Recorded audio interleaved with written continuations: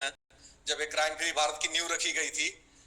उस दौर के हम लोग इस क्राइम फ्री भारत के मेंबर हैं और प्रयास सर डेली रहता है कि हम लोग मतलब सामने भले ना आए सर, लेकिन पूरी तरह से शिद्दत से लगे पड़े हैं कि 2024 चीज जो भी इलेक्शन है उसमें हमारे चंद्रगुप्त ही विजयी हो और चारों तरफ सिर्फ की ही छवि देखने को मिले। देखिए, एके साधे सब सधे, सब साधे सब जाए। तो हमें केवल एक ही चीज देखना है, संगोष्ठी संगोष्ठी संगोष्ठी। अपने लोगों के बीच में संगोष्ठी करें और उन्हें जोड़ें। सर चाहे सदस्य संकल्प को पूरा कर ले, और यदि चंद्रगुप्ती वो सोच है तो भाई फिर तो मेरिट लिस्ट में आना होगा। लेकिन मेरिट लिस्ट में आने पे देखो, आज कोई पार्षद का टिकट नहीं देगा। यहाँ पे आप मुख्यमंत्री बनने का भी जो ऑप्शन आपके पास है, तो इतने बड़े ऑप्शन के लिए मुझे लगता है कि उतनी मेहनत तो बनती है। जी जी बनती है कि नहीं बनती है? बिल्कुल सर। चलिए, तो यदि और कोई प्रश्न नहीं है तो फिर मैं आप लोगों से इजाज़त चाहूँगा। अफसर साहब जी, आप कुछ कहना चाहते हैं? कोई बात कहना चाहते हैं? कोई प्रश्न पूछना चाहते हैं?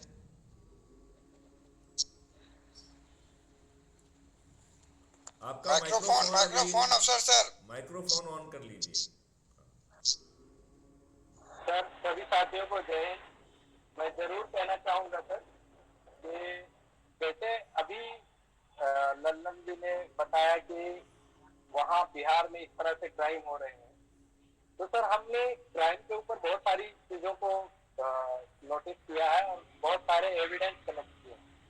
तो मध्य प्रदेश का एक स्टेट है जो आप जिस स्टेट में रहते हैं, वहाँ का एक गांव है तेंदुआ। मेरे ख्याल से अगर क्राइम के तहत मामले को उठाया जाए, और ये बहुत ही बड़ा मुद्दा है जिससे 50% चैन स्नैचिंग, लूटपाट और डकैती जैसे अपराध कम हो जाएंगे, क्योंकि हमारे पास लिस्ट है सर कम से कम 150 लोगों की, और वहां का बच्चा, और महाराष्ट्र में जब मुठ है ना, तो ट्रक ड्राइवर सही से संपर्क होता है। तो सर इस तरह के अपराध को क्या रोकने के लिए क्राइम फ्री भारत मिशन पहल कर सकता है? इतने बड़े क्राइम को हर स्टेट में ये लोग क्राइम को अंजाम देते हैं, और मैं सीसीटीवी फुटेज के साथ में आपको भेज सकता हूँ। एक बार फिर से दोहराए अपराधी जरा के मेरा। नाम, अपराधी के गांव। एक मिनट, मेरा ध्यान कहीं दूसरी जगह चला गया था। एक बार आपने प्रश्न को दोबारा दोहराए।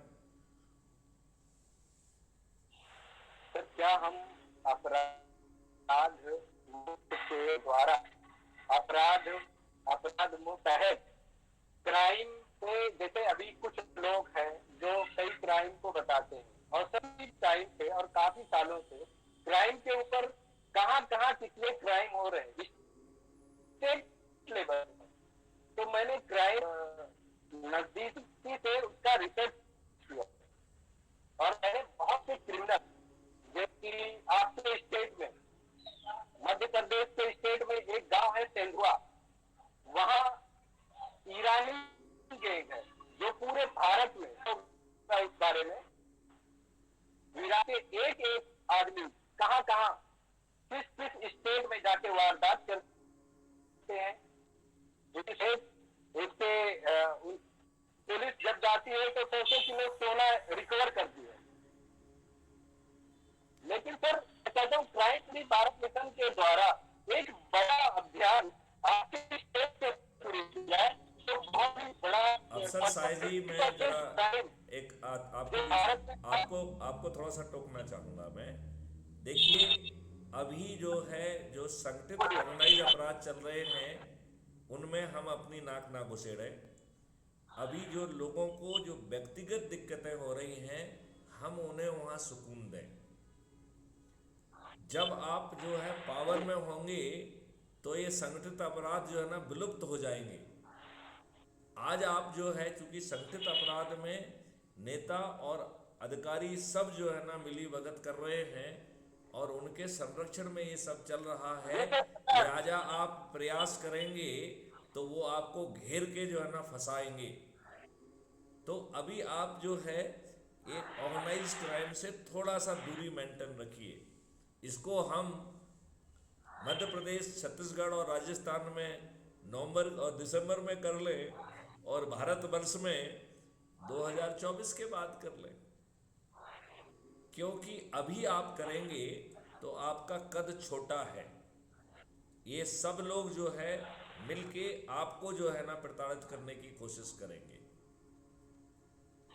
और यदि मान लो एक भी व्यक्ति को प्रताड़ित कर दिया गया तो बाकी साथियों का मनोबल टूटेगा।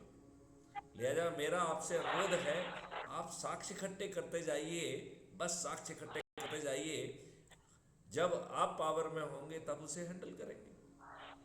लेकिन हाँ, आम आदमी के पैर में जो बीमारी फटी हुई है उसमें हमें आज राहत पहुंचाना चाहिए। लेकिन जो संगठित अपराध है जो कि नासूर के तहत जो है ना इस देश को खा रहा है, उसकी जिम्मेवारी वैसे भी जो है ना पुलिस की और प्रशासन की है। कुछ दिन और उनको ऊपर चलने दीजिए और आप उसके साक्ष्य इकट्ठे करते जाइए, जिससे जब आपका टर्न होगा तो आपके पास पर्याप्त साक्ष्य होंगे। बस आपको सिर्फ जो है ना वाले का टैटुआ जो है ना रगड़ने की ज़रूरत है और वो पूरा पूरा नेटवर्क निकल जाएगा। और ये नेटवर्क को पहचानने की मेरी मास्टरी है, तो वो मेरे ऊपर छोड़ दीजिए कि हम कैसे उसके नेटवर्क को निकाल लेंगे। उसके लिए हमें पुलिस के ज्ञान की ज़रूरत नहीं है और पुलिस के रिकॉर्ड की भी ज़रूरत नहीं है। इस टेक्नोलॉजी को मैंने काफ़ी विकसित किया हुआ है, जिसको हम क्राइम फ्री भारत का टेक्नो इंजन कहते हैं। वो टेक्नो इंजन्स बहुत सारे बने पड़े हुए हैं और जो कमी होगी उसमें स्मार्ट इंडिया हैकाथॉन करके वो बना लेंगे। लेकिन मेरी सिंसियर सलाह आपको है कि आप ऑर्गेनाइज क्राइम को सिर्फ उसके फैक्ट और डिटेल्स कलेक्ट करिए, उसको अभी लड़ने की कोशिश मत करिए। उसको समय पर लड़ना चाहिए, हर काम समय पर ही अच्छा होता है। अभी हमारा फोकस केवल इतना ही होना चाहिए कि जहाँ पर व्यक्तिगत बीमारी फटी हुई है, जहाँ व्यक्तिगत दिक्कतें हो रही हैं, उसमें हम कितनी मदद कर सकते हैं। जैसे पूजा बिटिया वाला है, इस केस में मुझे लगता है कि क्राइम फ्री भारत को मदद करना चाहिए। हमें अपने वकील साथियों को भेज के इसकी जो है ना मदद कराना चाहिए, क्योंकि इसे गलत ढंग से वो किया जा रहा है। तो जहाँ पर व्यक्तिगत प्रॉब्लम्स हैं, अभी हम उन पर फोकस करें। अभी आपकी स्थिति अपराध और विशेष तौर पर ऑर्गेनाइज क्राइम से लड़ने की नहीं है, अदरवाइज वो आपको हानि पहुंचाएंगे जो आपके हित में नहीं है।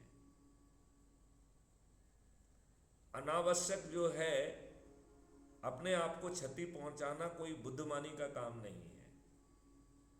और जो आपके ध्यान में आ रहा है उसके साक्ष्य संकलन करते जाइए, अपन उनको नेस नाबूद कर देंगे, खत्म कर देंगे, जेल में सड़ जाएंगे वो लोग। अभी आपके पास में क्या है, कौन आपकी सुनने वाला है? यदि वो सबको भर भर के पैसे बांट रहे हैं तो आपकी बात कौन सुनेगा? बताइए, कोई सुनेगा?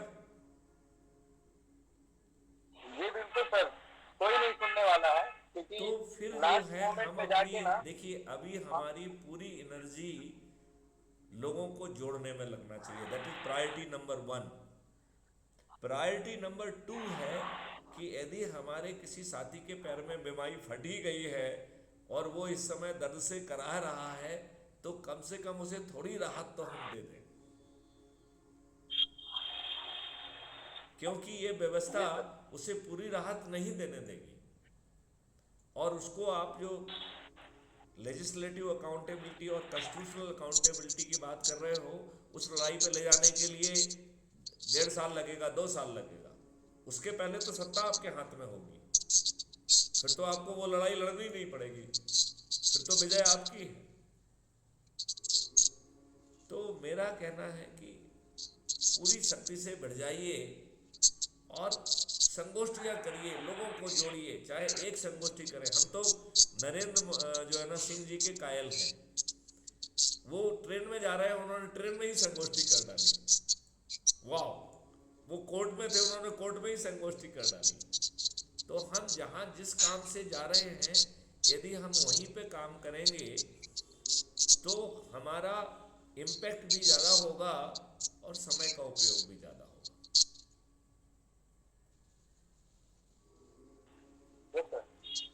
मेरे ख्याल से आप मेरी बात से सहमत होंगे।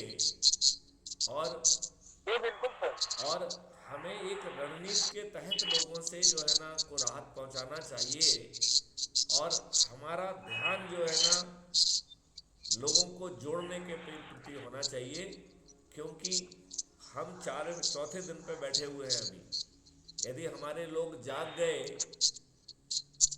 तो 5 दिन में हम 100 करोड़ हो जाएंगे, केवल 5 दिन में। यदि आप आज नहीं हो पा रहे हो, उसका कारण है कि हमारे लोग सोए हुए हैं। अरे 90 लोगों को छोड़िए, वो तो 10 लोगों को अकेला जोड़ दे तो हम 100 करोड़ हो जाएंगे। लेकिन जोड़ते वक्त जो है ऊर्जाकृत करके जोड़ना है, संकल्पित करके जोड़ना है, शपथकृत करके जोड़ना है। शॉर्टकट वाला कोई जोड़ना नहीं करना है। और ये निर्णय उनको लेने दीजिए कि उनकी सोच, क्षमता और परिस्थितियों के हिसाब से वो विचाराधीन सदस्य बनना चाहते हैं या शपथकृत जो है सदस्य बनना चाहते हैं, या चंद्रगुप्त बनना चाहते हैं, या चाणक्य बनना चाहते हैं। लेकिन चाणक्य भी समझ लें, चाणक्य की भूमिका तभी आएगी जब हम सत्ता में पहुंच जाएंगे। अभी हम चाणक्य की ज्ञान पर अपनी एनर्जी खर्च करने वाले हैं नहीं। बात समझ रहे हो कि नहीं समझ रहे हो? क्योंकि अभी जो है जो मॉडल पड़े बहुत काम हो चुका है ऑलरेडी। छोटा सा रिफाइनमेंट का काम है, वो जो है ना हम लोग चर्चा करा के जो है ना 3-4 महीने में कंप्लीट कर लेंगे। अभी जो है दूसरी चीज़ों में एनर्जी नहीं लगने देना है। और ये ऑर्गेनाइज क्राइम है, उसके बारे में साक्ष्य इकट्ठा करिए। यदि आपको लगता है कि पुलिस को देने से शायद कोई काम हो जाए तो पुलिस को दे भी dीजिए। आपके रिकॉर्ड में भी बनेगा कि पुलिस को देने के बाद भी पुलिस ने कार्रवाई नहीं की है। लेकिन उसके पीछे मत पड़िए। जैसे कहा गया है ना, कर्म किए जा फल की चिंता मत कर रहे इंसान। तो उसी भाव से आप जो है ना, जिसकी जिम्मेवारी है उसको आपके पास जानकारी आ गई, आपने दे दी, और उसने कर दिया तो उसकी मर्जी, ना कर दिया तो उसकी मर्जी। आपके दिमाग में होना चाहिए कि नवंबर के बाद हम देख लेंगे, और 2024 में देश स्तर पर भी देख लेंगे। और आप ये मान लीजिए, ये प्रॉब्लम 2024 के बियॉन्ड जाने वाली नहीं है, क्योंकि तब तक जो है हमें मालूम है कि कहाँ पे बीमारी फटी हुई है। उतने पैचेस तो हम, जैसे सॉफ्टवेयर में पैचेस बनते हैं ना, उतने पैचेस तो हम तत्काल लगा देंगे। उसके लिए आमूल चूल परिवर्तन का वेट नहीं करेंगे, पैचेस तो तत्काल लगेंगे। 1 2 3 ठक ठक ठक।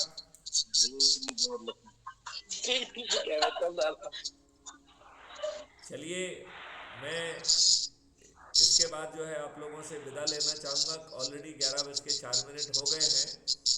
मैं अपने सभी साथियों को, यदि उनका और कोई प्रश्न नहीं है तो मैं अपनी वाणी को विराम देना चाहता हूँ। आप सब लोगों को जो है मैं धन्यवाद भी देना चाहूँगा, और मैं ये चाहूँगा कि जितनी just a minute sir, hold करें। 2 आगंतुक आए हुए हैं, हो सकता है उनका कोई सवाल हो तो उससे क्लियर कर लेते हैं, उसके बाद आप विदा लेंगे।